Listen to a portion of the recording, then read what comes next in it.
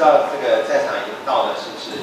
老朋友还是新朋友啊？我还是简单的说一下啊，就说这个社会企业演讲列车是这个台湾社会企业创新发展学会啊，这个大的社会企业中心啊，我们就是等于说是服务这个社会，我们在北中南啊，就是把我们这个熟悉的一些社会企业，希望也可以给社会的这个一般的人都可以有接触的机会，所以我们每个月第一个礼拜二啊，都会在北中南各一个场地啊，我们也都办理这样的这个活动。那这个已经累积1年多了啊，快1年了，快1年了，所以搞不太清楚，因为我们每一个人做怎么多，然后就说这个过去也很多朋友可以来参加啊，那欢迎各位，如果这个你这个有兴趣的话，可以在下个月啊带一些朋友进来啊。那这个今天我们非常难得啊，我们请到这个光友社会企业的负责人陈耀琴啊。那光友社会企业啊，应该算是在国美啊，算起来也应该算是走在比较前面的了啊。那他们最早的话就是参加过这个热水班的社会企业的这个创业的竞赛，得了首奖啊，这是一个。那他们现在呢，应该是你们的这个公司也是算是设在福大，对不对？啊，你现在办公室啊，哪些跟我们福大有比较多的渊源啊？那他们这个做了很多这个原住民部落的这个工作啊，那也现在用这个社会企业的方式在营运啊，已经有一定程度规模，所以我今天很难得邀请到他，我就不多说，我们现在鼓掌欢迎啊，这个来宾啊。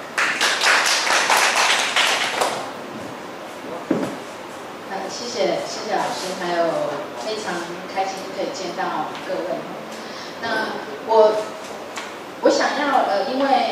我是一个社工员，所以我很多的工作没有办法像老师一样，就是可以侃侃而谈这样子。那我就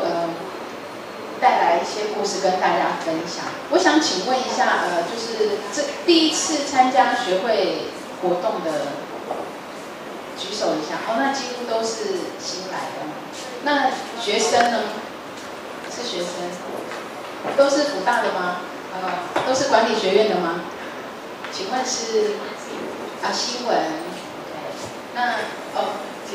企管系。我们可以把这个灯关掉，会比较清楚一点。这个可以。我很谢谢我们的那个学会哦，帮我定了这个题目。当然，前面那个一个需要全民运动的社会企业，是我们从开始做社会企业开始，然后我觉得社会企业是什么？社会企业是一个需要全民运动的一个企业。那我们的学会帮我定了一个更漂亮的一个字眼，叫做桃花源的社会企业。那我那时候看到这个字的时候，我就觉得哇，好开心哦。因为呢，大家知道吗？我的工作地点在阿里山，是一个非常非常漂亮的地方。那它有多漂亮呢？我没有办法用言语形容，所以请各位欢迎到阿里山上来。但是各位看到桃花源3个字，你就会知道它非常的美丽。那待会因为我的那个简报里面就会有很多我们在山上的照片，你就会看到它非常的漂亮这样。那因为大家可能，请问还有就是有多少人是听过社会企业的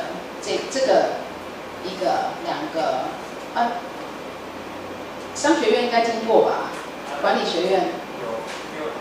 OK， 我不会谈很多什么是社会企业。那我想要就是跟各位分享我们在创立这个社会企业的一些故事。那诚如刚才老师说的，我们虽然是比赛首奖，不过坦白说，那个时候全台湾没有人知道社会企业应该怎么做，所以呢，我们就是一边做一边改，一边做一边改，那最后会改成什么样子不知道，所以我也很开心，就是原来有一个东西可以让我自己去画这样。那我想开始我想要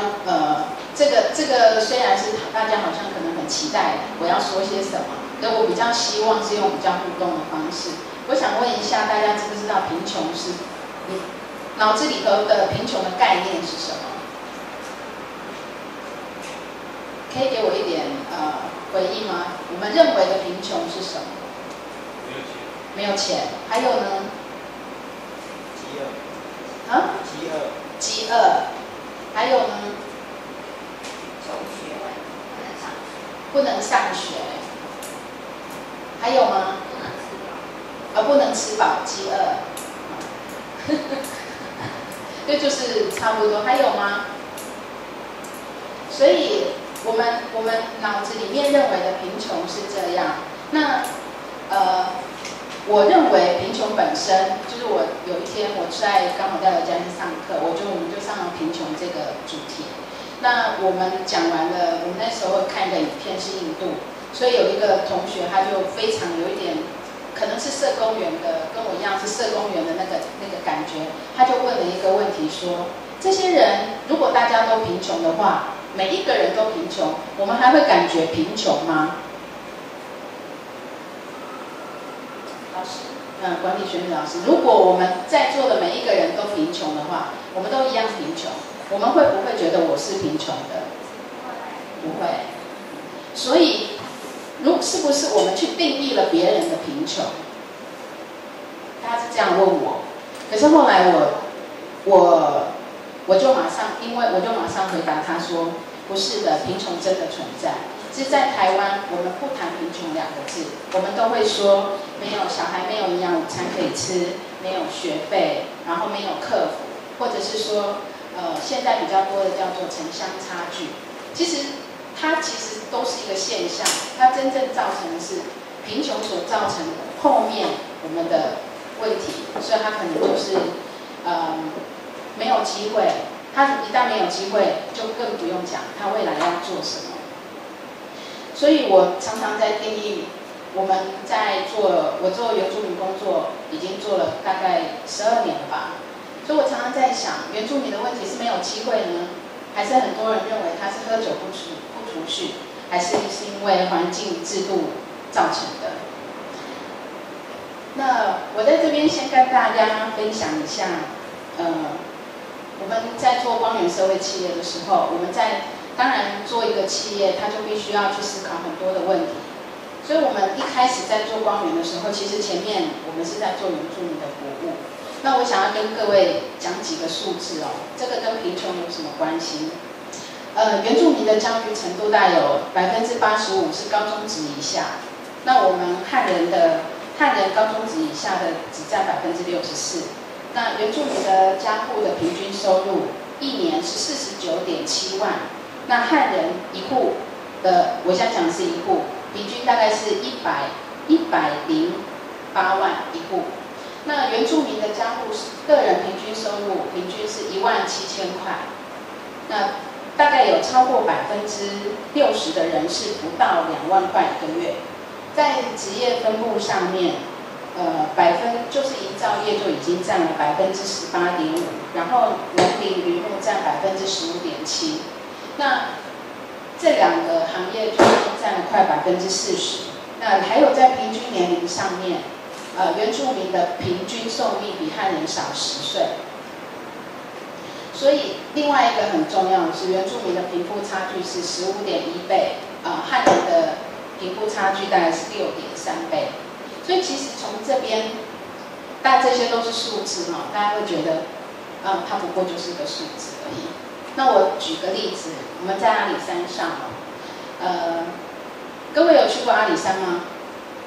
到了山上嘛我们没有到那么远的山上，我们是在石桌，大概差不多1200到1500公尺的高度，叫石桌，乐野下去169下去。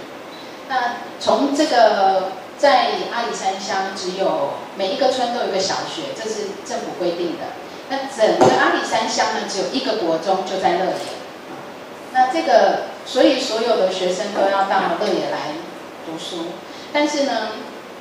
有很多的父母，其实他们都会把他们的孩子在国中之后就送到山下去，从乐园坐公车坐到嘉义市1个小时单趟，来回2个小时。然后呢，他的车费是100块一趟，来回200。那大部分这样子每天2个小时，一定有很多的父母，我想这边一定也有父母，你会希望你的孩子是住在学校的，所以他有住宿费。可是，在台北呢，我刚才从辅仁大学坐了40分钟的捷运，单程28块，所以这些孩子他要读书，他必须负担比别人多的交通费。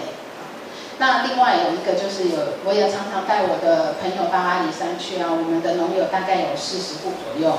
每一户都有车子啊，一定就算没有轿车，也一定有货车。那不要说买全新啦，我们就买二手好了。我们的二手货车最小的900cc，22万一台，那油钱就不用讲了。他在农田跟交通上，他一定要用车，否则的话，如果我们用脚程来说，我们一天可以走那10几20公里吧，所以那就是我们的生活范围。如果我没有车，我的生活范围就是这20公里，就再也过不了那20公里。举个例子，也就是说，如果今天我没有飞机的话，我可能到不了印度，我到不了菲律宾，我到不了其他的国家。所以一样就是他为什么要有车？可是，一旦有车，我们没有捷运的时候，我的花费就要多。另外一个是，我记得在88风灾，我们那时候开始要在阿里山工作的时候，那我们选了一个地方做理货厂，那个地方不远，它离台18线不到2公里。然后我就说，我去中华电信说我要签一支电话线，他跟我要21万，21万，我真的觉得我在台北只要签3000块就好，可是21万。88风灾发生了，我是88风灾之前去签的，说要嘛，那时候结果21万，后来就88风灾了，我们还是不管怎样还是要签，为什么要签电话线？我们在88风灾之前就已经开始卖菜。那我们要卖到通路上去。我们那时候有一个就是我们的员工啦，他是原住民，他就每天他要送，不管他今天送1顿的菜，送20公斤的菜，他都要来回2个小时。所以呢，他就是去送菜哈。那山上没有网路，所以我常常接到那时候我是好定量共监，就是我一边要辅导原住民，一边还要负责做做盘商的联络。那我就常常接到电话说，哎呀，你把明天要卖的菜然后 email 给我。我说我现在人在台北，那你请你们的农友 email 给我，你要卖给我什么东西多少，什么品项多少公斤。我说对不起，我们山上没有网路，是很多的人是没有办法理解，原来他每天生活的方式，事实上在山上，即使是现在这是不久的现在而已。所以88风灾之后呢，我还是一样必须签这条线，我花了21万。那再加上像今年，据说今年因为今年暑假我在菲律宾，据说今年台湾有非常奇怪的台风，就出去了又回来这样子。那我这次就特别问了，因为我有1个月不在台湾，我就特别问了我们的农友今年暑假怎么样，因为我不在，他就跟我说，这2个月当中60天呢，没有超过3天是连续没有下雨的，也就是说，今天可能我有1天的太阳，我又下了几天雨，我有2天的太阳又下了几天的雨，这样，结果导致我们能犁的田不能犁，然后呢，种下去的菜因为没有太阳，所以也没办法长，所以我猜那个时候的菜价应该是蛮贵。所以我们每一年需要面对的就是，我不知道我们的农友事实上非常就是诚如大家知道的，原住民都非常非常的乐天，然后呢，他们就觉得好吧，反正明年会再来一次，那我就很乐天，所以也不会未来有做一些规划。这些原因跟光源有什么关系呢？所以就有很多的问题，比如说，所以光源社会企业要做什么？光源社会企业就是希望可以增加在地的就业机会，然后我们希望可以增加农友的收入。那我们也很希望农友可以自己做老板。那另外一个，我们希望在整个工作的过程当中，我们可以创造一个公平正义的社会。那这个很困难，公平正义的社会，但是没有关系，既然是难了，还是要做。那我们用很多的方式来创造公平正义的方法，所以其实是老师也曾经问过我，光源跟玛纳到底有什么关系呢？光源卖的产品的品牌名称叫玛纳，那玛纳是谁呢？玛纳就是一个 NGO 的组织，它就是一个原住民的一个自助的组织，所以这就是我们的一个模式哦，就是我们光源的一个运作的模式。那光源运作的模式，它最希望的就是，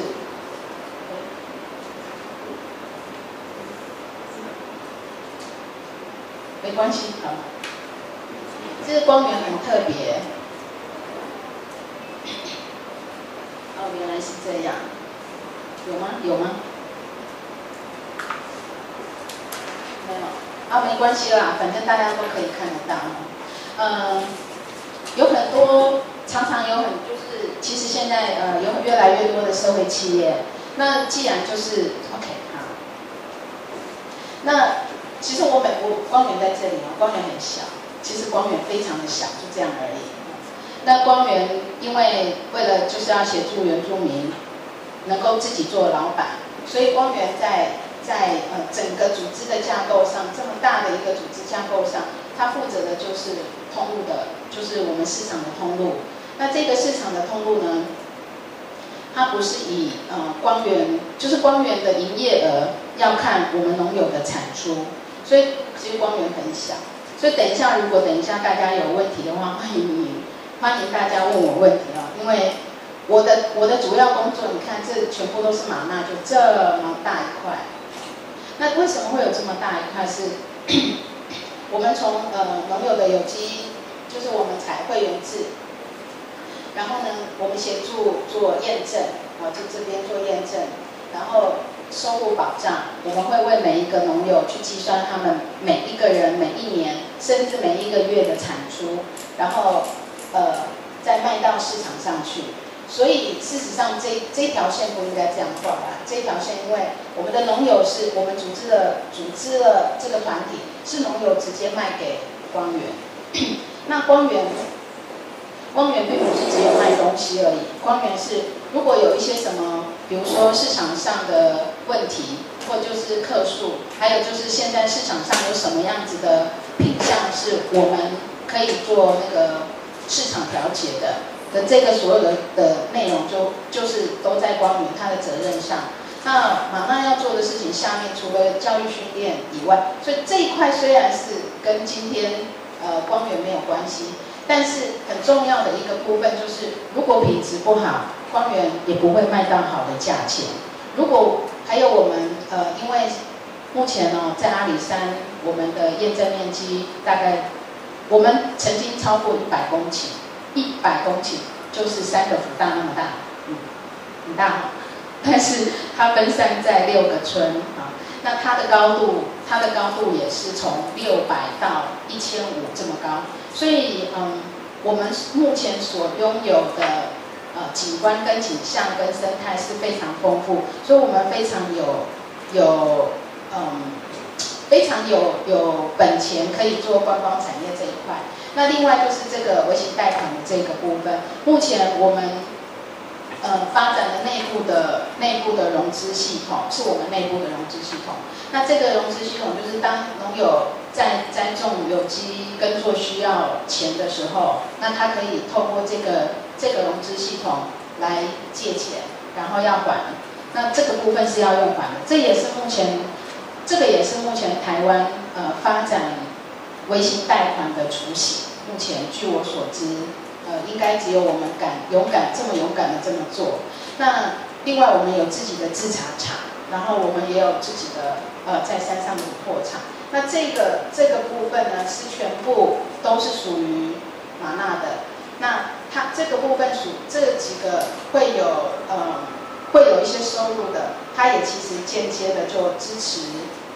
玛纳在扩张上面。那光源社会企业除了就是我们农友把它的产品，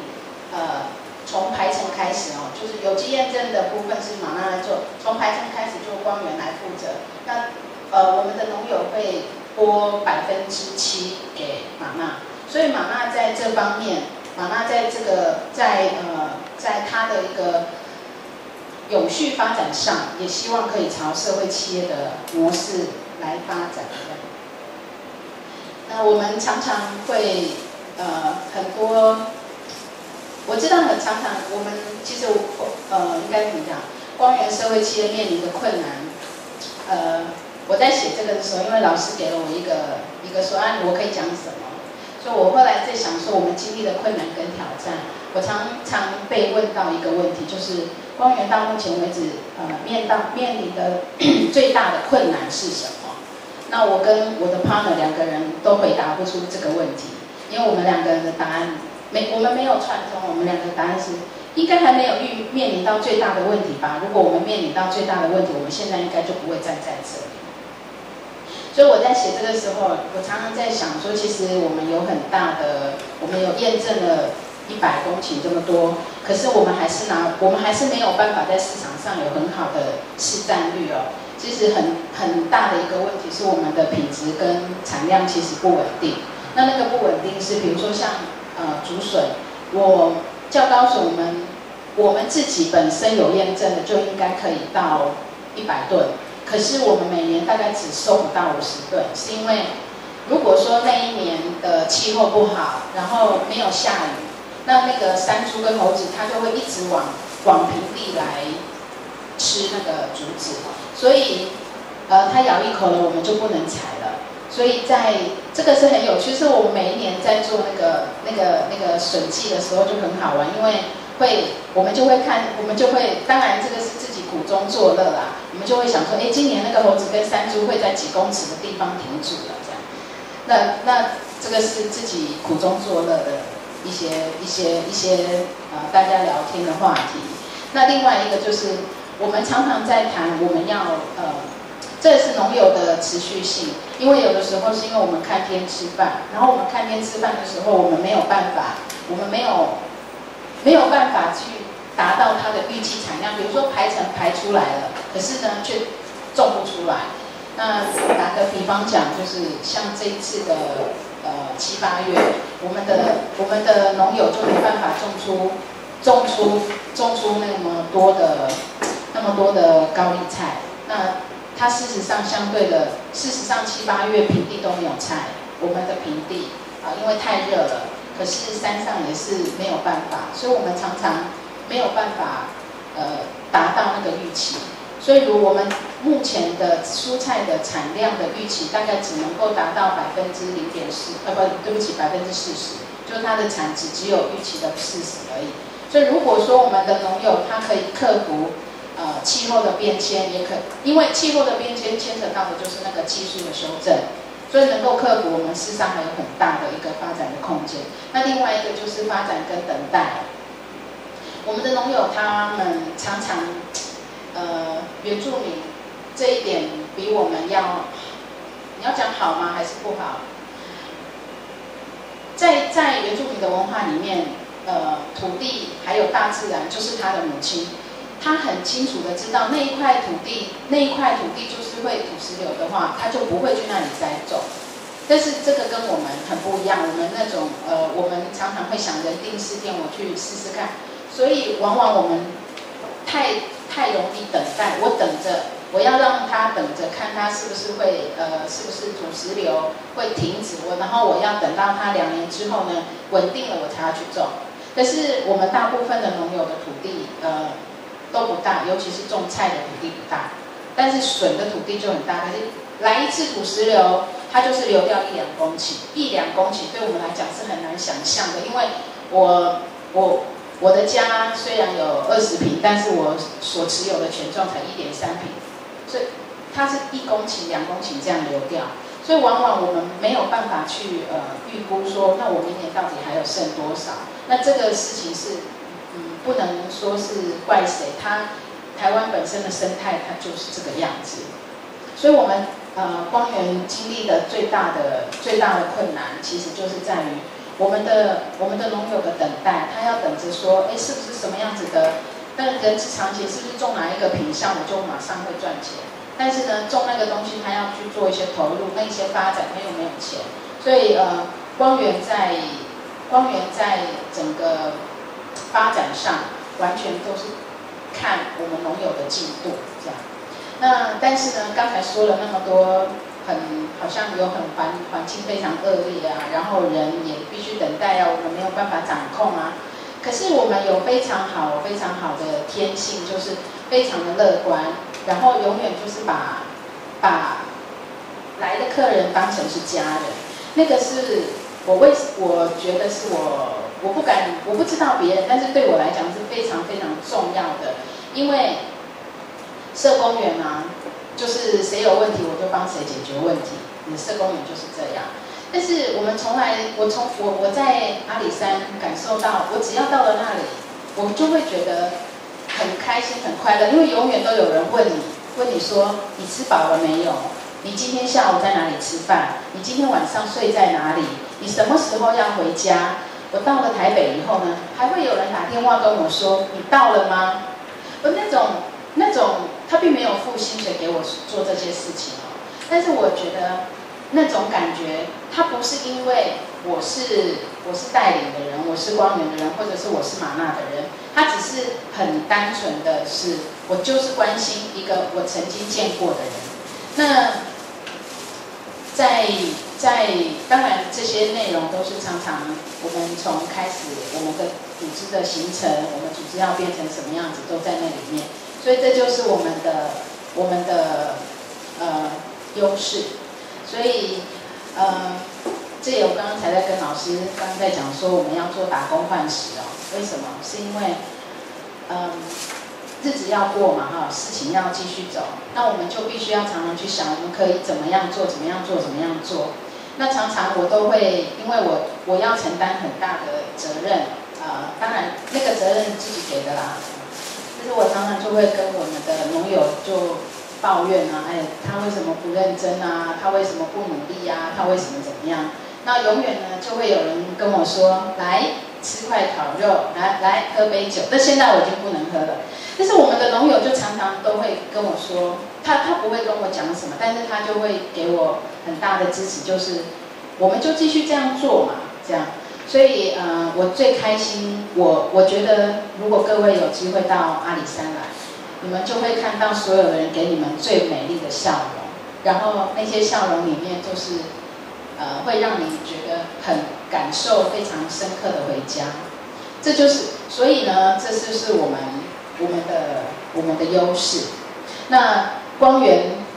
的优势是什么？光源的优势就是呢，各位如果你们觉得我们的产品不错的话呢，就请记得来跟我们买。但是现在我们还没有上，我们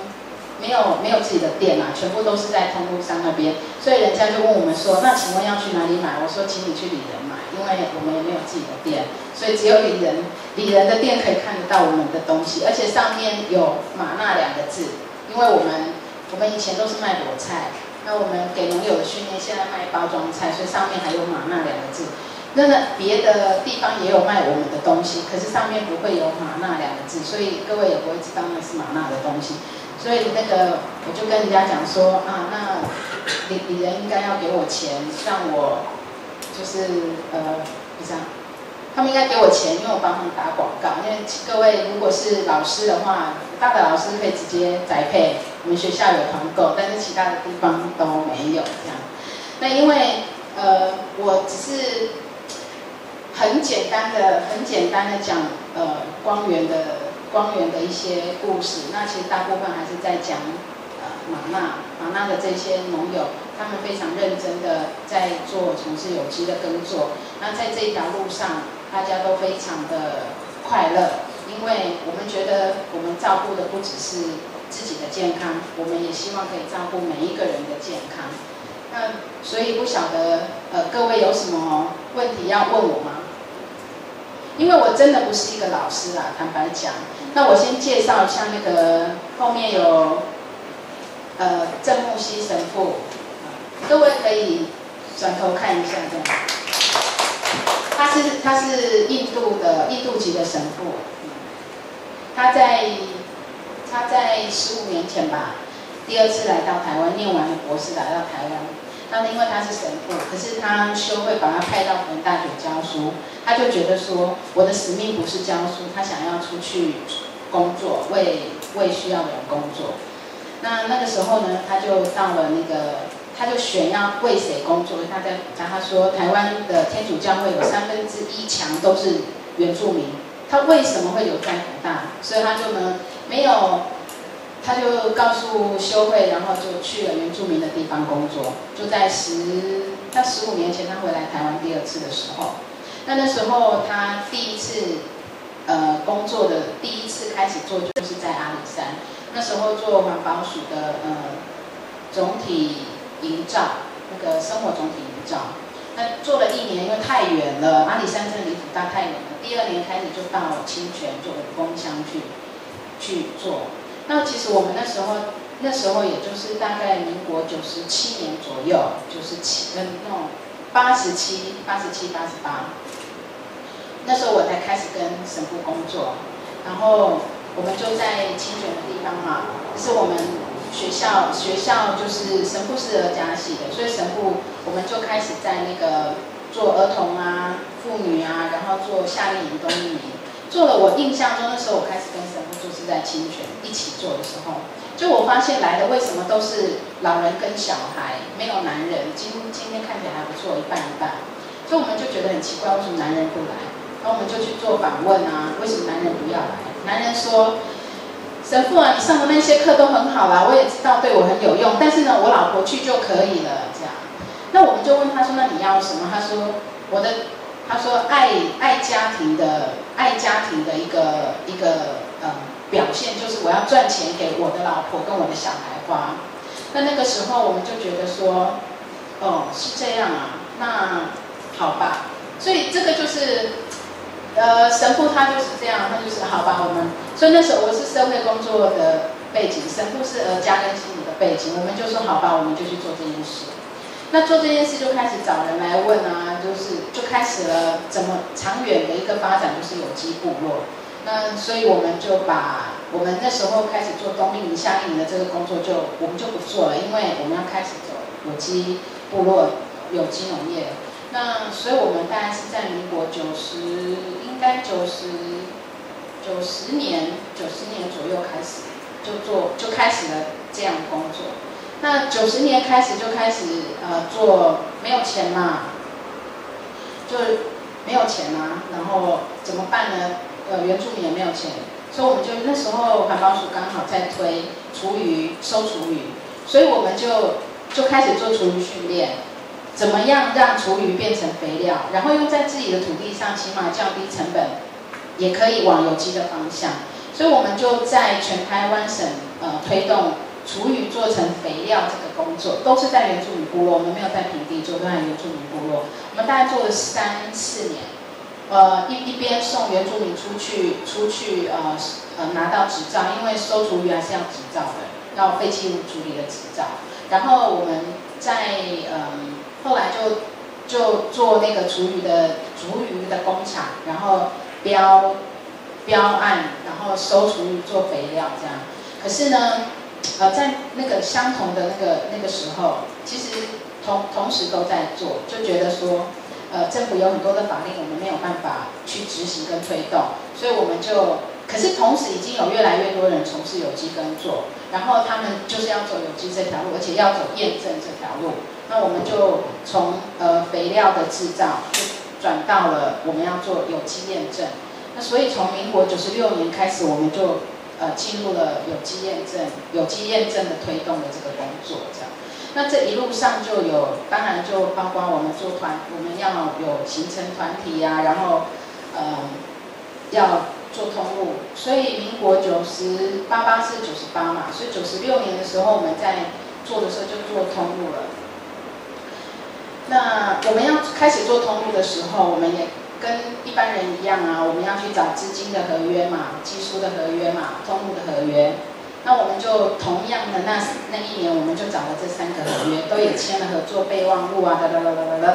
结果那一年，我们这3张合约全部被毁约。然后接着就面临88风灾。其实这3张合约被毁约，不见得是一个坏事，因为呢，88风灾之后，我们所有的东西都没了。我们山上，我记得那时候我重建，光是水管我就牵了40公里的水管，不是牵一条40公里，就是很多户，总共牵来40公里。我水塔做了16个，很多啦。我大概重建花了，就光是重建花很多钱。所以其实那3张合约被毁约，对我来讲不见得是一个不好的事情，因为如果没有被毁约的话，因为88风灾我也交不出来，因为什么都没有了。所以其实那时候我们当然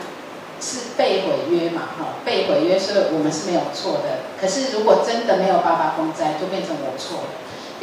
可是这件事情，这为什么要讲到就是光源的部分？我们因为这3张合约被毁约，所以整个光源的运作，整个光源的速度，整个光源的一个方向，等于我们事实上必须重新去思考光源要怎么样去运作，它才可以让这3张合约从此再回来。所以我们在88风灾之后呢，重新就是我们一边去建立了重建我们的一些设施设备，然后重新去找通路约，找技术约。那其实应该真的是这个社会上很多好人。我们本来是别的通路约、别的技术约，在88风灾之后全部有另外就是慈心的团体，他们就帮忙我们通路约跟那个技术约，就有慈心就是理人的系统，就帮忙我们这个部分，从很小的开始，我们那时候从月产不到2公吨，所以那个一开始的时候成本真的很高，每次送2公吨，月产2公吨，对，差不多，就是我送20公斤我都要送下去，那个通路是这样子一步一脚印这样建立起来的。那可是通路约跟技术约已经有人帮忙我们，所以缺了一个资金约这样。那怎么做呢？所以那时候呢，感谢天主，我就去比赛啦，拿钱，然后就是也是用政府的专案，然后慢慢的把那个资金，这个资金的部分是跟光源没有关系哦，就是我们的 partner， 可能各位在第1章有看到，他先去卖他的房子，抵押他的房子，然后借钱，然后慢慢到我们在第3年的时候已经break even， 有赚一点钱了。所以我其实是觉得是说，做社会企业这件事情给我个人的成长很多，因为我看到了我们的能力，我也看到我们的潜能，我们背后并没有任何资金什么财团的支持，所以我一直很希望光源跟玛纳是一个可以让人实践梦想的地方。那比如说我们在讲这个是本来要讲，后来刚刚没有讲，它的做一个比较，光源跟台湾在我们开始的时候，台湾的最大非单一作物就是菜的农场叫巨农。那巨农现在就是超刀永林的那个小林村的，就是同样就是技术超刀就是他。那他们是1块50公顷，然后小林村一开始的时候是50公顷，现在是100，但是它是1块土地，所以因为我跟周俊吉是那个巨农的董事长。我们很熟，所以我就去了小林村看。他们因为100公顷都是大型机械这样子进去。我们在山上，虽然我号称不是号称是真的，我们有100公顷，可是我们除了竹林以外，可是竹林不可能用机械嘛，我们的菜都是3分地，最多5分地，所以他没有办法用大型机械去做，他只能够用人力去做。所以这也是光源社会企业在进入市场的时候，它面临相当多的考验，然后它面临相当多的挑战。但是我们还是在3年之内让它损益两平，而且赚了一点，就是有赚一点钱，这是不多，这是很辛苦的。但是因为我们把它切开嘛，NGO 跟社会企业把它切开，那所以在也很想鼓励在座的各位啊，就是如果想要从事社会企业的这样子的一个方向，真的很想跟各位说，它其实没有想象中那么的困难，它是一个可以实现梦想又可以挑战自我的地方，因为我们从来不知道我们可以有多少的潜能可以去做这些事。那我也很希望台湾有越来越多的人来做社会企业。那也欢迎各位来阿里山。如果要来阿里山的话呢，非常欢迎。不管你想要做拔草啦、定植啦、耕耘啦、采茶、烘焙、咖啡、采爱玉、割笋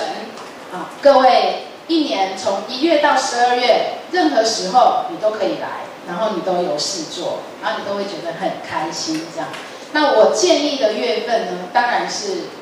4月，因为可以赏萤，然后2月有那个他们的2月有战季，4月到5月有赏萤，然后但是还是有农作哈，我是说跟我们没有关系的事情，赏萤火虫。那7、8月呢，建议各位不要来，因为呢，你不知道你上去了以后呢，能不能下山，因为像88的时候，我就是前一天就下山了，然后所以我就没有困在山上这样。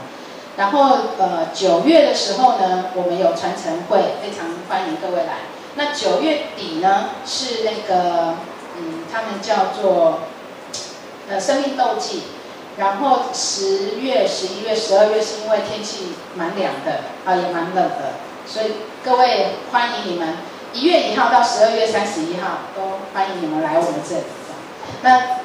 好，请问有问题吗？没有吼，那是请说。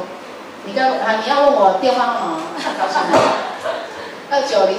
，29056527。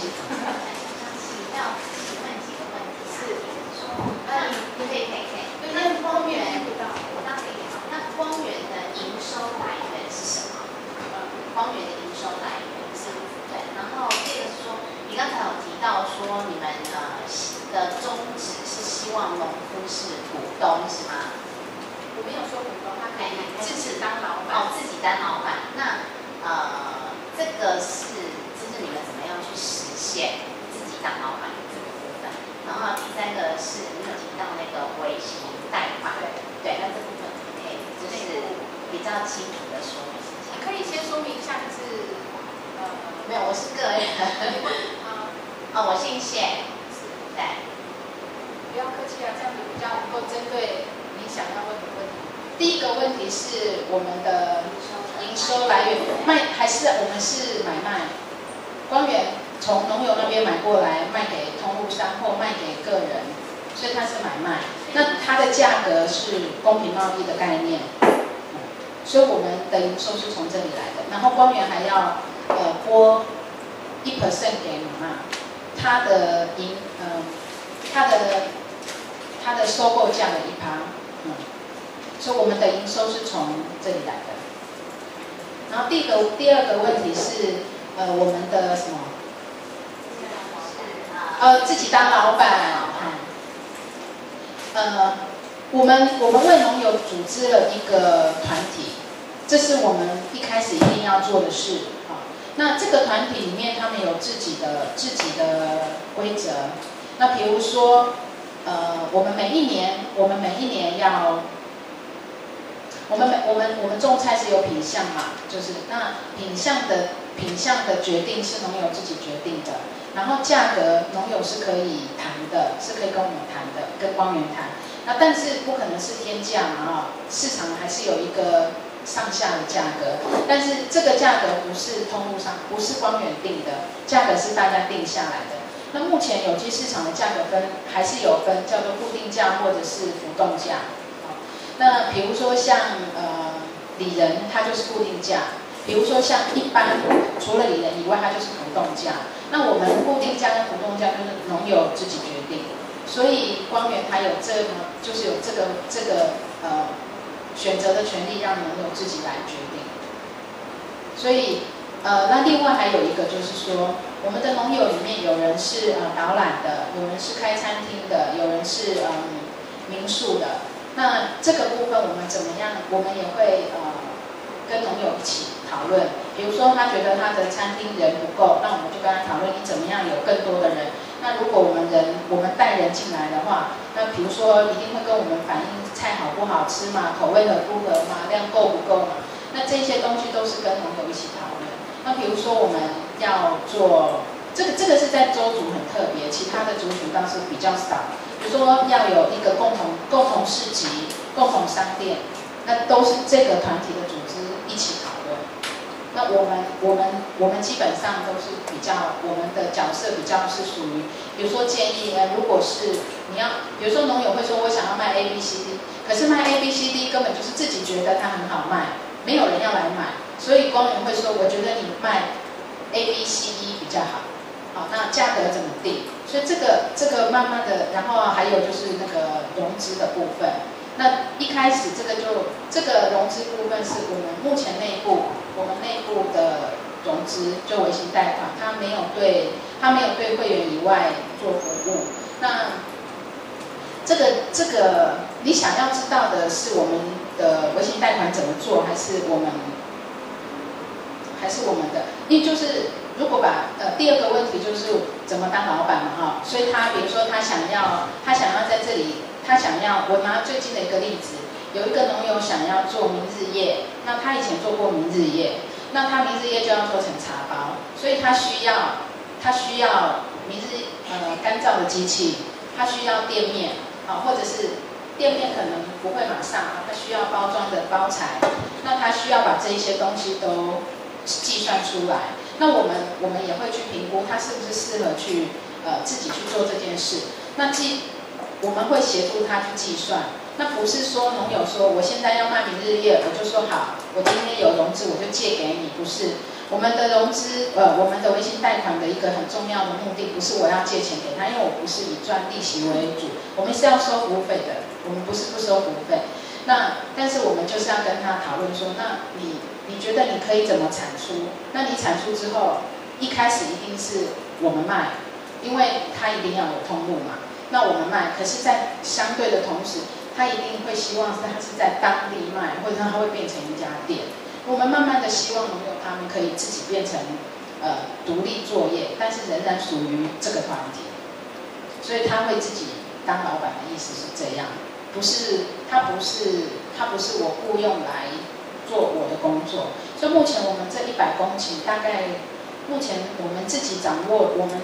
会里面掌握的土地不到10公顷，剩下的全部都是农友的，所以我们采集团验证的部分。那所以请问这些农夫他们是可以选择性把货交给你们，或交给别人，还是说你们跟他是有独一的唯一的合作关系？看品项，像菜的话就是只能交给我们。那除非他一开始就是他不要列入排程，所以这中间有一些权利义务，有权利义务的关系。我们就是教育训练是全部不用钱嘛，即使不是我们的会员，我们每一个月都会开课，那任何人都可以来。但是比如说微型贷款的使用，还有就是通路的使用，这些是要付出义务的。比如说他要为这个组织做什么事情。或组织不是我们，组织就是大家，所以大家为大家做什么？所以像菜的部分是一开始他就在品项的规划内、排程规划内，他就一定要卖给光源。可是茶叶就不一样，茶叶光源就会先定一个标准，就是如果你要卖给我，我就是收这个价钱，那你要不要给我这样？那目前我们大部分的农友，其实量越大的，他就会选择卖给光源。这就是所有包括连同多少钱，其实全部都是公开的。但是产量少的农友他会选择自己卖，但是蔬菜几乎目前没有，就是跟我们就是单一关系。就是像茶叶的话，就产量少的就自己卖，因为它产量少，所以它的那个通路的压力，它行销的压力就不大。可是像产量大的，它一季大概可以产到500斤的。那他1年4季就2000，那个压力太大了，所以他就会选择是这样做。那我们也可以同意，就是他如果一开始就说我给你，他如果是500斤，他说我给你400，我要收100也 OK 啊。对我们来讲，对光源来讲，营业额不是我们的第一个考量的部分。当然，如果我们卖光源会赚钱，所以我们希望他可以自己他卖越来越多。那光源不能因为说，所以光源本身的角色不能因为说农友已经越卖越多了，越卖越多了，越卖越多，所以呢光源就越卖越少。所以光源必须同时要去开发更多的需要的市场。比如说我们要从组织的培养开始，所以光源就要必须去找这些人，其他的人就不能够只有依赖那个阿里山。像从1年半以前，南投已经开始加入，就是南投已经开始也做了，但是南投的那个地方叫中正，所以也跟各位预告一下，也希望各位的支持啊。就是我们南投在做一个叫拒绝槟榔的计划。那这个中正村呢，早期在日据时代它是种稻米的地方，那这些稻米都是非常好的稻米，都是送到日本去的。可是后来就是国民政府进来了嘛，那他们也没有人再收购稻米再到日本去了，所以呢，那个稻田就没有人种，所以他们必须要让这个水稻田变成另外一个作物的时候，就这个时候就槟榔进来了。那槟榔进来以后，它因为水稻是种在社区里的，就是种在我们家附近的，所以当他把水稻砍掉以后，他的槟榔就是种在社区里面。所以现在就有很大的问题是，因为它不用照顾，这也是我们原住民朋友的另外一个可爱的地方，它不用照顾。可是过去那个槟榔的价格非常好，所以他们种了槟榔，然后到了槟榔要采果实的时候就喷农药。那现在呢，已经槟榔的价格往下掉了，1分地2万块，收1分地是2万块。1分地我就2万块给收槟榔的人，他就可以去收那些槟榔，但是他必须自己喷药嘛，因为他就不需要再付喷农药的钱。可是这一喷就是整个社区里面都是，所以也就是说呢，只要有人喷农药，我就住在那个槟榔树下面。那也因为是这么50-60年来的一个历史所以那时候中正开始要从事有机耕作的时候就没有办法做，因为他们的土地已经贫瘠到完全不行。那他完全不行的情况下，他必须要去改良那个土地，他又不能够砍那个槟榔树，因为那个槟榔树不是他家的，他不能砍。即使我租了，我也不能砍，因为很多都是老人家。那所以现在我们就是一直不断的去研究，到底要怎么样去解决这个问题。所以我们目前就是在槟榔树，我就去租这1分地的槟榔树，但是我又不收槟榔，那我就在树底下养鸡。那养鸡就养鸡嘛，养鸡那鸡就有鸡大便，然后我们就是让那个土地肥沃之后，就是慢慢的也让部落里面的人了解说，其实槟榔不是唯一的收入，而且1年才2万1分地。那慢慢的让槟榔砍掉之后做有机，所以像这样子的一个部分，就会就是我们的微型贷款的部分就会进来，这样。所以微型贷款的使用上是非常非常内部的。然后我们微型贷款我们微型贷款是这样做，借1个月，1个月之内借还不用利息，然后1到3个月它是3%吧。然后3到6个月，最多5%啦。我这个因为我们有另外的同事负责，他就是最多借2年这样。那如果有特殊的情况，所以我们在微型贷款这上面还是不是就是等着你来还钱，我们还要帮农友去算说你这个月，所以贷款的那个申请我们不会像银行，你要给我看你有多少的地，不是。微型贷款他要说，我现在种的菜是什么什么什么菜，种了多少个棵，然后什么时候要收什么，然后我打算借多少钱，然后我什么时候要还，这样。所以慢慢的，我们的农友他会开始去知道他要怎么去规划他的财务的这样子的一个工作，不然的话，其实很多的原住民都是借了钱就忘记了。因为钱对他来讲，那个概念是很薄。是，还有是，执行长你好，是，谢谢你的分享哈。那我这边有一些问题，就是我对社会企业的概念不是那么清楚，所以可能有些问题，想要请你理清一下。首先我们知道就是说，社会企业介于公部门以及这个传统企业之间，他们的目的跟手段有一点区别。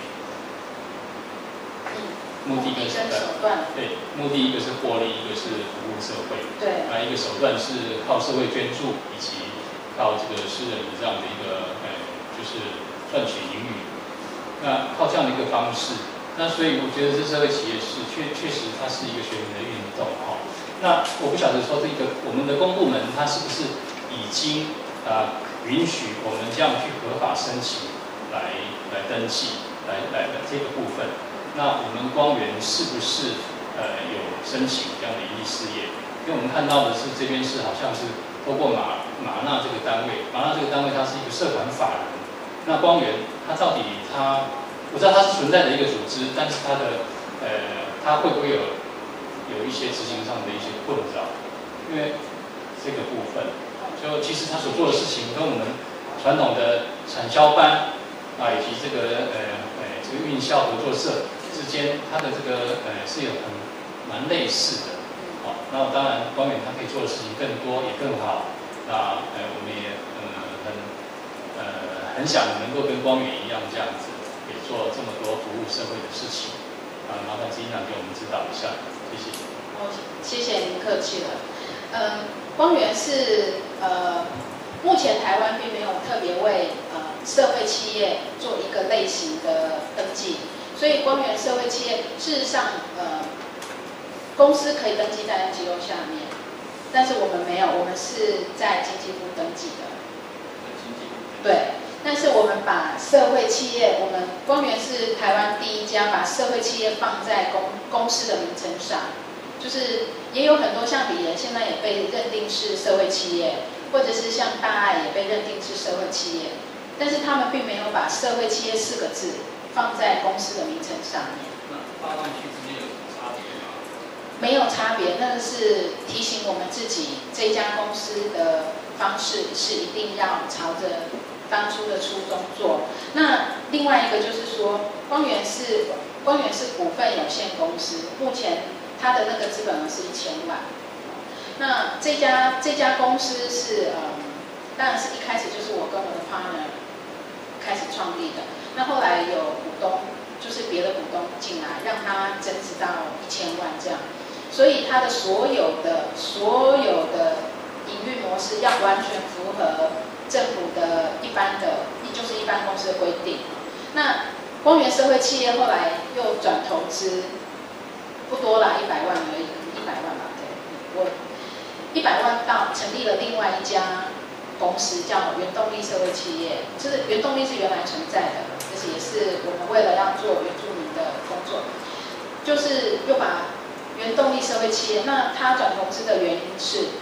政府有规定，农产品是不用缴税的，生鲜蔬菜不用缴税，但是呢，茶叶、咖啡要缴税，所以整个光源的运作的模式，事实上跟 business 是一样的，它所有的操作的手法也都一模一样，但是唯一不一样的是，如果光源社会企业要以现在我们要增加我们的营业额。那我们事实上必须要去找更多的商品，我就去买更多的商品去卖，我就会赚钱了。不管我今天赚的多赚的少，我就一定会赚。但是光源社会企业的目的不在，第一个目的不在于光源社会企业要赚很多的钱，它的目的是在于我要让我的农友赚多少钱。所以它其实最大的困难是在于资金流、现金流，因为它必须要能够稳住那个农友的变动性，所以他的所有的操作，所以他的钱不是捐款来的，他的就是股东去设立这样。那光源社会企业的股东比较不一样，是光源社会企业除了我跟我的 partner 以外，我们的另外一个股东他也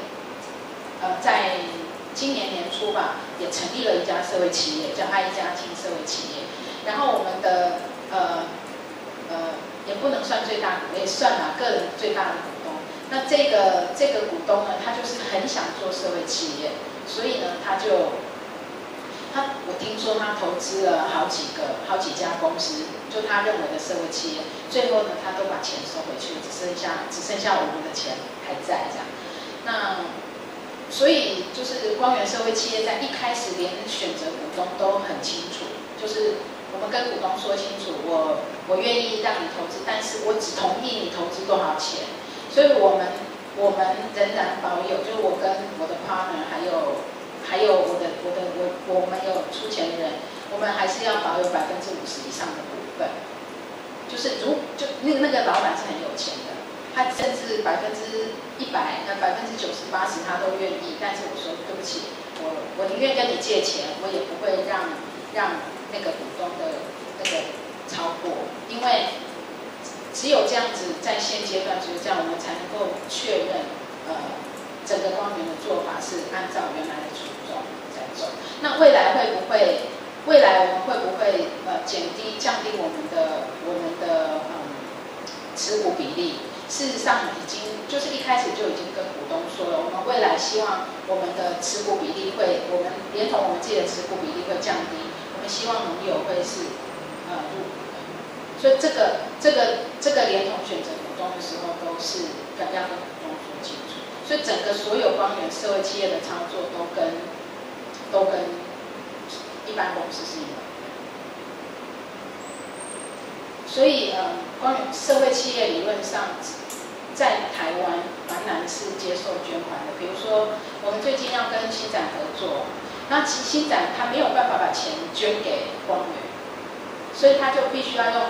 什么样的方法？他也不想把钱捐给妈妈。他说：“我不要给妈妈，因为呢，我要 promote， 他要 promote 社会企业在台湾 promote 社会企业，所以他很希望是出现的是社会企业，然后新展是一个支持的单位，所以他非常坚持，但是他不能捐钱给光源。那当然我们也不可能让他投资啊，这是不可能的事情。在法律上面还是需要在未来这个机会再努力哦。据说现在已经开始有政府单位在看这样的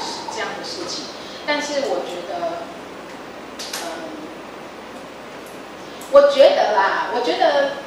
觉得社会企业未来应该要走向，如果今天全民运动，意思就是说每一个人都知道支持这样子的企业对整体来讲是非常好的。包括整个台湾的发展，甚至整个东南亚，甚至世界发展的时候，那没道理社会企业不会赚钱啊。重点是社会企业赚了钱以后，它用到哪里去，而不是社会企业它不应该赚钱。我的看法是这样，所以我才会把它定为，我觉得这是一个提升。然后还有就是 NGO 本身也应该要了解。我也是 NGO 出身的，我觉得 NGO 本身不应该去排斥赚钱这件事。全世界80%都是商业行为的情况之下 ，NGO 不应该把自己排除在这80%的领域。但是赚钱的这些企业，它会排斥吧？它会排斥社会企业吧？毕竟社会企业它的一种公益性更好，然后呢？它可能会对社会企业造成一种排斥的效应出来。我觉得，如果与其说要排斥，我觉得社会企业本身的连结很重要。如果社会企业可以让它变成非常一种风潮大到企业它必须要修正的时候，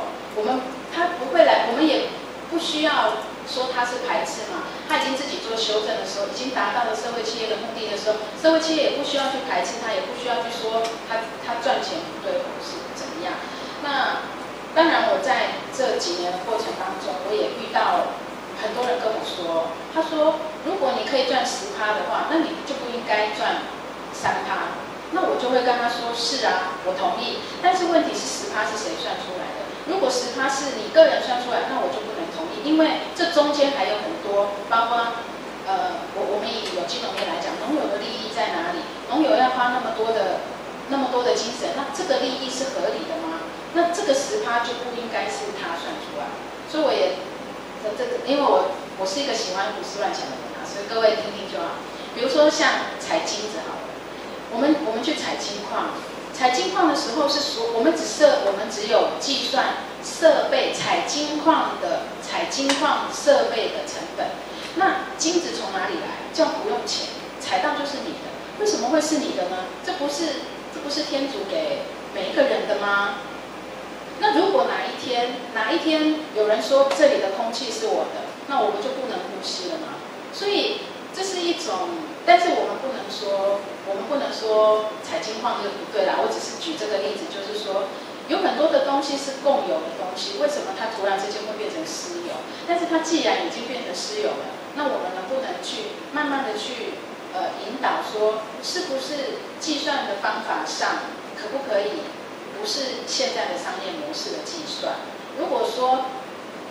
我今天去买了这个地方，所以这个金矿是我的，那以前的人他就会去来这里的人都没有，就像我们花东地区的那个海岸线一样。我有钱的人，我就在海岸旁边盖一个别墅，所以那一条那个海岸线就是我家旅馆的。那我不能去吗？当然现在买卖已经，当然我不能去了啊。可是这个是一种思考，所以我认为社会企业本身，它一定要活得下去，但是它一定也要有它的精神，叫做社会企业当初所创立的精神是什么？那光源社会企业当初创立的精神，就是我认为我想要有一个公平正义的。那我既然是从有机投入，那我对我的农友公平正义吗？我的农友对环境公平正义吗？我对我的消费者公平正义吗？那这些都是在我们的每天 daily 的 operation 里头要去思考。那我的农友也会说啊，你买的菜，你的价格定太低啊。那我就说，我们来看一看我的价格定太低吗？好，反正现在有网络嘛，打开这个。看得到啊，别人多少钱，什么多少钱。那还有很重要的一件事情是，像我们把理货场设在阿里山，所以农友都不用把菜送到山下，很自然的。如果他今天送20公斤的菜山下，来回他用的汽油，他就是制造环境污染。可是我设在阿里山上，那我就是统整个做，我可以一次我的车子是1吨，我就送1吨到山下，那它的环境污染相对其实就降低。当然也有很多人跟我说，那所有的好的生意你都去做。我说你要来做也可以啊，我可以把整个理货场的业务租给你都没有问题。对我来说是越多人做越好，对我来说越多人做越好。但是他能不能去真的去做到，那就看当初的。那我能够承诺的就是我们说的，那我们就做。所以欢迎各位来一起做社会企业啦，没有那么困难啦，事情上。不好意思哦，我想再请教一下。那我们都知道说，我现在的问题是比较负面的，就是说，就像说 NGO 组织一样，其实有些 NGO 组织发展到最后，可能已经背离初衷，那就是不是以对社会或是公益良善的这个为营运下去的目的。那不知道说您有没有遇过有被challenge 说可能是一个社会企业，可是你们在做的事情却不符合社会企业的初衷或者是愿景。那当然可能不是您这边啦，可是我就说会不会有些社会企业走到最后会变成是以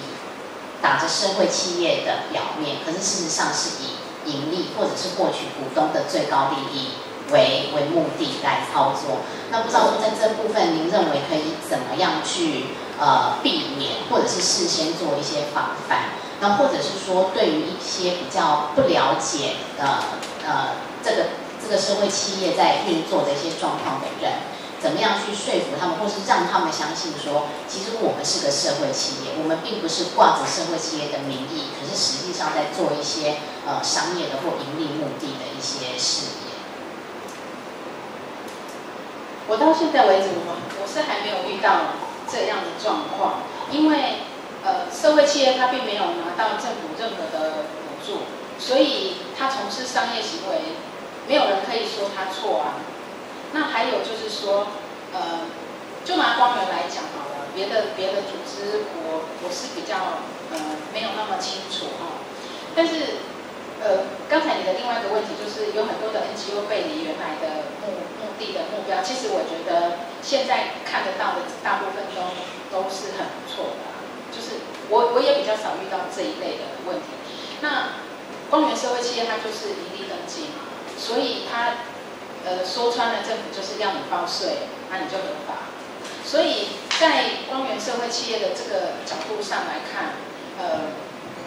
我们跟通路商的关系，然后我们跟农友的关系，那我们对外行销，那目前光源社会企业没有什么行销，没有行销自己这件事，所以我们比较不会遇到那个问题。不过，我觉得有没有人会质疑我们做商业行为这件事？我想应该只有 NGO 会质疑吧 ，business 是不会质疑的。我现在遇到大部分，我看，因为 business 就知道你就是公司嘛，那你就是盈利嘛。对，可是我的意思是说，我意思是说，因为譬如说我们是消费者，那我可能知道说，哎，这个其实是个社会企业的营运，那我可能就会特别的支持你们，我就不会去支持这个。如果说这个是一个一般的盈利公司的话，那因为我知道你们是社会企业，那你们可能会做一些更多帮助农民的事情，所以我在选择买农产品的时候，我就会选择向你们买。可是那是因为我相信你们是社会企业嘛。那我意思是说，那会不会有人是因为运用这样子的一种消费者的心态，可是事实上他是以牟利为一个目的？那就是说有什么样的方法，或者是说让消费者很明白的知道说，事实上我就是真的是社会企业，而不是说用这样子的一个表面对一个好像说来说呢，我是个大家一起来做好事情这样子的，就是怎么样去说服一般的消费者，或者说怎么样去教育消费者去辨别它是不是真的社会企业，还是说它只是表面上是社会企业，可是它实际上是以盈利，以最大的就是股东最大获利，或者说讲白点，就是说其实钱赚了，事实上是股东回去分红，并不是拿出来继续做，譬如说农民的教育训练。因为社会企业如果现在政府没有其他的规范的话，那没有其他的规范，那股东要分红，那是股东的。但是光源社会企业其实并不，我们光源社会企业不强调这些钱要拿出来做公益，光源没有，从来都没有说过。光源只有说他要拿几%出来，再投入有机服务或者继续做。但是所以光源刚开始在设立的时候就希望股东分红。为什么？是因为如果社会企业没有办法上柜上市，就不会有人来支持社会企业。社会企业都是很小的企业，所以社会企业如果要用社会企业来 promote 它的产品，它一定会倒的。社会企业很辛苦的是，社会企业要做的品质要跟企业一样，才能够生存在市场上。所以社会企业是要生存在市场上，而不是社会企业如果不能生存在市场上，它也不可能有赚钱这件事。所以比较目前起码在台湾不会有人用社会企业来做它的企业社会责任，不会用这个，因为他们都很小。与其要用社会企业来做企业社会责任，他还不如把自己的产品弄好会更好。那在台湾也没有社会企业的产品也没有得到政府任何的补助，所以我们用的这个，所以没有办法从我用社会企业这个概念去赚钱，很难。现在我说现在，未来有没有可能我不知道。那但是在香港，他们有社企的产品已经开始，就是说他们已经是连接了很多社企产品，然后开了一家社企的店，然后里面就全部卖社企。他希望全部卖社企的产品。光源的产品也在香港的社企的门店。但是我们去，因为大家都是社企，其实有一点好处是大家都是在做社企，所以大家会分享。我们在经营，他们在经营这家店时候的一些情况，他也讲得很清楚。如果这个产品上了他们的架，卖得不好，他就不会再进了。所以任何社会企业的产品还是是要经过市场的检验，经过消费者的检验。但是我认为社会企业的观念能够一直不断的去推广，有一个好处就是让社会企业越来越多的情况之下，那企业它势必就要回到它的企业社会责任，或者是说它的整个企业在整个设计上面要更公平正义。重点应该是在这里，而不是在于用社企的名义卖东西，它是不是真的去做社企的这件事？这样，各位知道那个大致嘛？哈 ，Big Issue， 我就很佩服他们，因为他们我也跟他们的负责人谈过，他说，大家在谈社会企业其实就是光谱论啊。他说，你谈的再多，如果这个杂志没有办法被市场接受，它根本就不会存活。不管今天他用的做法多好，他只不过就是出了一本杂志，然后用街友去卖，就这样。然后他把他想要赚的就直接给街友，但是所以呢，街友他努力卖他就有钱了，他没有不努力卖他就没有钱。就跟彭婉如基金会的家事服务其实方向是一样的，可是彭婉如基金会它就形成了一个很大的市场。那 Big Issue 它一年，据说它去年就已经营业得到1500万，一年而已耶，我搞了3年都还没到1500万，所以它的模式，它就是很单纯。我今天出一本市场会接受的杂志，我就是给街友卖，它也可以给，既然市场会接受，它也可以 7-Eleven 上架，但是它不想给 7-Eleven 上架费啊，我就给街友卖，我1500万我够了。然后他的所有的撰稿的人，包括海外撰稿的人是有付费，是付费给他们的。所以我觉得那真的是很厉害。我也很想说，我能不能跟 Big Issue 一样，我找一个产品啊，然后呢，我就叫别人去卖就好了。可是这不一样的性质啊。马纳的最终的目的，光源的最终目的是没有，光源的最终目的不是原住民啊。其实光源最终目的还有包括一些弱势的族群啊，我们希望这种模式可以 copy 到一些小的偏乡的部分这样。所以我们的目的就是希望可以生活永续发展，他可以做自己的老板，不需要问别人什么这样。不好意思，我不知道现场还没有人要发问的，如果没有的话，就容许我多占用一点时间。那这个不好意思，我想问老师一个问题，就是因为我先看老师的官网上面，跟关于社会企业的时候，后面大约介绍说，这个社会企业是要用一个创新的手法去做。那我想了解说，这个创新的手法包含哪些？因为就照这个运作模式来看，好像就是把那来帮我们光源社会企业做，但是光源社会企业做的创新手法到底包含哪些？我想了解一下。创新这2个字最近害死我们，跟害死很多人。创新等于发明吗？先回答我这个问题。创新等于发明吗？不一定，也就是不一定是。但是很多人在看创新2个字的时候是等于发明的。创新组合的创新也是创新。我打个比方讲，我们现在为什么它创新？是因为它太大胆了。做有机训练，台湾有没有人做？多到不行。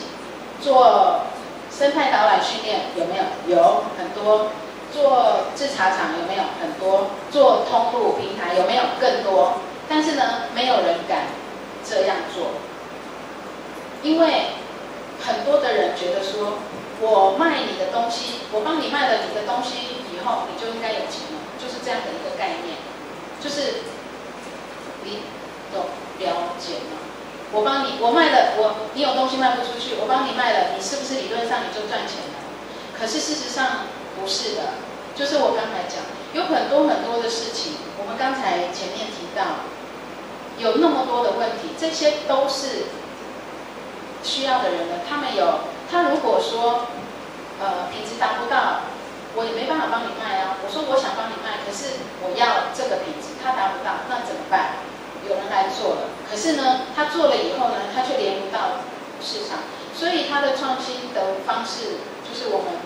不过话又说回来，我觉得那个创新，我认为现在的创新应该是我们适应环境变迁的能力比别人强。因为我们要适应环境的变化，我们才活得下去，不然其实是活不下去。那还有就是组合上的改变，那我觉得那个变化，我们能变，我们改变的那个能力很大。组合是指跟玛纳就是结合。组合是跟玛纳的结合嘛？光源的存在是因为玛纳要这个东西，所以光源就生出来了。那光源之所以怎么样去让这里的玛纳这里的人能够更有收入，所以他必须要去想很多的方法，让他们可以赚钱。帮忙回答一下这个好，问谢题。谢。因为我的研究跟那个有点关系就是说有一个比较现在比较清楚的社会企业概念，叫做金字塔底层大商机就是说，所以刚才问那个创新这件事情我的回答如果是像类似的问题就回答最清楚的创新是指我们这个社会过去因为原来的商业规则里面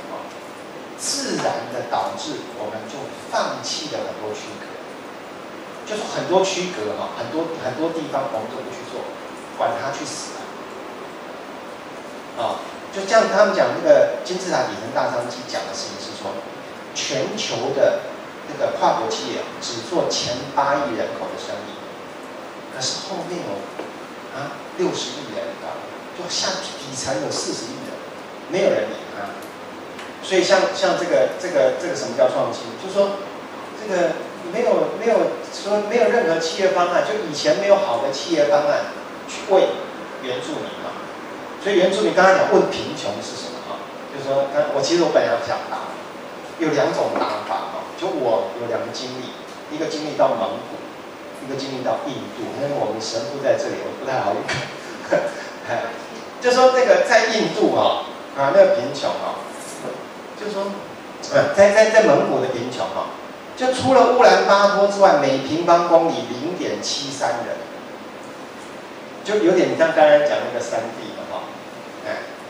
就是那是怎么样？我第一次去蒙古的时候，感觉哇，这怎么跟800年前一样？你知道那个谁，成吉思汗是800年前，怎么长得跟那样？所以他的生活方式已经就他只能僵在那个地方，他没有任何发展。贫穷是什么？另外一个比较明显，我本来我没有带那个投影机，我可以给你看那个印度某些地区，就人很多，一群人人很多了，他们也不是不要努力，他没有事情可以做，他没有模式嘛，没有参与这个社会的模式，所以他们的创新是什么？就是他们愿意投入在这个领域，帮他们找到一些模式。当然现在还在发展中就这个创新就是说，这个很多存在我们这个社会的很多领域，没有人要去理它。从过去从来没有人要去理它，很多是这样的就最直接的回答这个创新。我刚才还有一个问题，对吧？我就2个好不好？就2个，因为我们时间很短。其实大家好，我叫做 Wendy Pan， 那我是从加拿大来的，因为我们的学校加拿大多伦多大学其实现在对社会企业非常感兴趣，我们也在做社会企业方面的课题。那我就和我的几个朋友一起来到台湾来做这个课题。然后我们那边对社会企业的定义就是3个要素，一个就是 innovation， 就是创新；第二个就是 commercialization， 商业化；最后一个是弱势群体。只要你创新，然后商业化的模式为弱势群体服务，无论通过怎样的模式服务，那就是个社会企业。这是我们那边的定义。然后，如果你想看有什么好的模式的话，现在有一个免费的 report 是 Monitor Group 写的，是英文的，144页，但是它上面写了7种不同的模式，是收集了300个在印度的社会企业为它的案例。然后，如果你们谁想要的话，可以 email 给我，然后其实我有一个问题，就是想问一下陈小姐，就是您说您现在这个 model 面临的其中一个困难就是 forecasting， 就是预测能产出多少，然后能卖多少。不知道这方面有没有跟一些科学机构啊，或者跟一些大学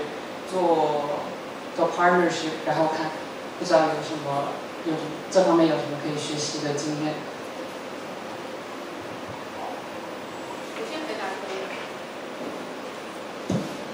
我们的无法预测不是技术上的问题，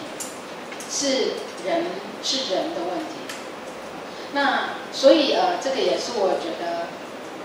我们的工作是在人的提升上。那人就是人不是一个机器，人不能说我现在教你了，你就要会了。我教了2次，你怎么还不会？是不行的。人就是人的基本的价值。那如果他觉得他想要提升的时候，那我们才能够拖他一把。那当然，我们有很多的方法去让他前进。所以我们的预测，说我们现在我们的专业的部分，像农改场啊，还有其他的有机农场的负责人，其实只要是跟我们的产业品项是有类似的，那他们都非常乐意跟我们连接。我们每1年的农友上课时数超过了140个小时，所以不单纯是技术上的问题。执行长，不好意思哈。那我个人的感觉哈，那我不晓得这样对不对？就是说我看到光源做这个社会企业，然后他背负了一些社会责任，在这个社会责任之下，他做很多比如说公益的事情，有一些社福团体他们所做不到的事情，然后光源把它扛下来做。那我们刚才听到就是说，包含像新展银行这样子的一个机构，他想要资金来协助。可是我们组织却没有办法把这个钱拿下来运用。那你有没有思考说，要怎么样的可以改变这样的一个模式策略，然后让真正的这样的一个企业，它有心关注这样的一个弱势团体，来达成我们光源，也是它的一个企业使命。这是第一点。第二点就是说，光源企业光源这个社会企业的部分，它在做一个这样的公益事情。其实我们也知道。在社会上有相当多的这样的一个社福团体，他也在同样做相同的事情，那可是他并没有挂社会企业这4个字。那光源特别挂了这4个字，可是如果做出来的事情跟他们之间是没什么区隔的，或者是说在政府的法令之下，它不能够被特别的对待，那这样子好像他觉得好像只有挂名而已，感觉是这样子。但我们知道事实上可能不是，好，这是需要你帮我厘清的一点地方。谢谢。那新展银行不是我们他已经确定跟我们合作，那个钱是他不可能捐给光源，所以变成要用比如说我们要另外成立一个 project， 那个 project 比如说它就是把最简单的，比如说我们要开一家店，那不是要买一些器材吗？他就直接帮我们就付掉了那些钱。是用这种模式合作，他没有办法像 NGO 说，我捐钱给你，然后呢开一张捐赠收据，所以等于是企业跟企业之间的合作。那我们也在，大家都是桌面上谈说你要怎么，我们到底要怎么做才可以？所以其实等于是我们也在前面开始了这样子，就是未来有一些企业愿意跟我们合作，到底要怎么合作？那做的这些合作模式也欢迎有老师或同学愿意做研究的，因为这些都是未来以后的社会企业，他在跟其他企业合作的时候，他们做他们的方法。那另外一个就是说挂名这件事情刚才也有人提到说跟产销班跟合作社的模式是类似的。事实上，我觉得就商业模式，我刚才一直在强调说。其实就商业模式，社会企业跟别人没有什么不一样，一模一样，要缴的税一样，要缴的费率一样，什么都一样。但是光源社会企业就是想要有多一点的社会责任，想要去企图用这么小的力量去告诉其他的人说，其实来成立社会企业吧。那比如说，如果我们今天是放在 NGO 底下，我打有一种人就像喜憨儿，他就是他所有的收入全部回到他原来的基金会，然后一并应用嘛，这是喜憨儿的模式。那他也在赚钱啊，可是他就说我就是这样，那他就不用缴8%的，他要缴5%营业税，8%的那个不用缴，那个所得税的部分不用缴，可是光源要缴，是因为我认为，为什么原住民就一定不能付钱呢？为什么原住民就不用缴税呢？如果我今天赚钱，缴税是应该的，没有道理，我就一定是这样。所以，包括我现在办的所有的活动，我今天办讲期，我是不提供便当的，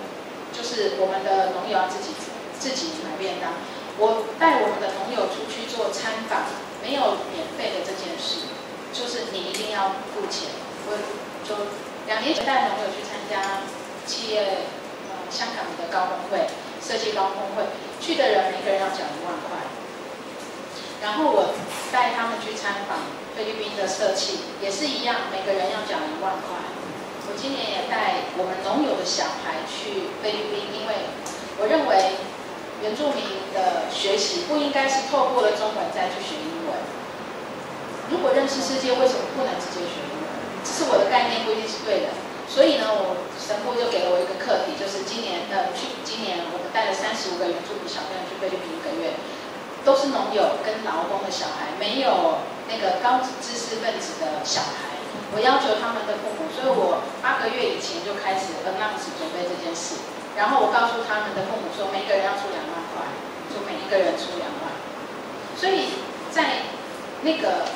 我们的农友在这方面非常的，他觉得我需要机会跟帮助，但是我一定要做出成绩给大家看，所以他们交钱。我帮忙回答一下。好，谢谢。就这个什么差别啊？2个角度看啊。一个角度是，如果你是一般企业，就现在的企业啊，不是社会企业，那么你就有可能，至少你不标榜，对不对哈？就是你不标榜社会价值这件事情，对吧？其实以现在的企业规则，你是有可能破坏社会价值，啊，或环境价值的。这2个差别，对不对？那非营利组织跟社会企业的差别是什么？我这样形容啊，就非营利组织去做的事情啊，不是那些你要帮助对象的真正生活模式，它是在一个依赖状态的生活模式。那如果变成社会企业，就是说它是可以参与这个社会的一种生活形态，啊。那这是我觉得到目前为止比较容易理解这样的事情的哈。那其实今天刚才前面讨论，其实也牵涉很多哈，就说包括像说是这个什么，就是有一些概念，就是社会企业就是要去做公益，我觉得那个是会有点误会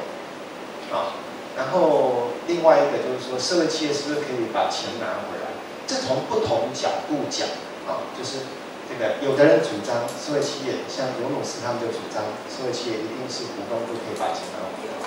现在已经分红了。那尤努斯的主张他们是这样的吗？已经分了，已经改了。你是讲说那个，你是讲格拉米银行还是讲尤努斯？格拉米银行吗？银行，对，因为尤努斯已经离开国有银行了。对，尤努斯是主张不分红。对，尤努斯主张不分红，那有一批人是主张不分红，所以我说那个是相对于那个问题。啊，那至于说那个，就是说那个交易的时候那个价格，你是社会企业跟不是社会企业，像我刚才讲，像他讲说标榜是社会企业跟不标榜社会企业，其实都有2面效果。像这样的问题，其实都还有更深入的概念需要讨论的。啊，那还好，我们就慢慢的，我们在台湾这样做下来，就慢慢的那个学术的那个社群形成，那你慢慢形成一些知识啊。跟各位报告一个好消息，对不对啊？明年度开始，我们辅仁大学就开始有了国内第一个社会企业的硕士在职专班学程啊，所以我们开始希望，就是我们累积起来这些理论。它是一个硕士学位，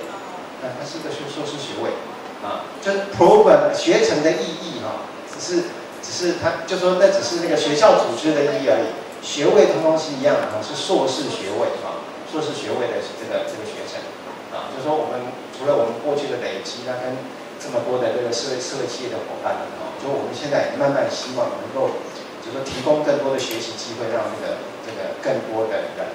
对这个社会企业概念啊，就是说能够有更多的社会企业概念，让大家共同来推动，就像刚才的题目一样，对不对啊？一个全民的运动啊。我刚才忘记讲，其实我非常欣赏这样的题目。我从头到尾都把社会企业看成是运动啊，它不是一个新的这个企业类型啊，它是一个社会运动啊。那理想啊，我的理想啊，有一部分我想他应该也会赞成的啊，就是最好是所有的企业都变成社会企业最好，对不对？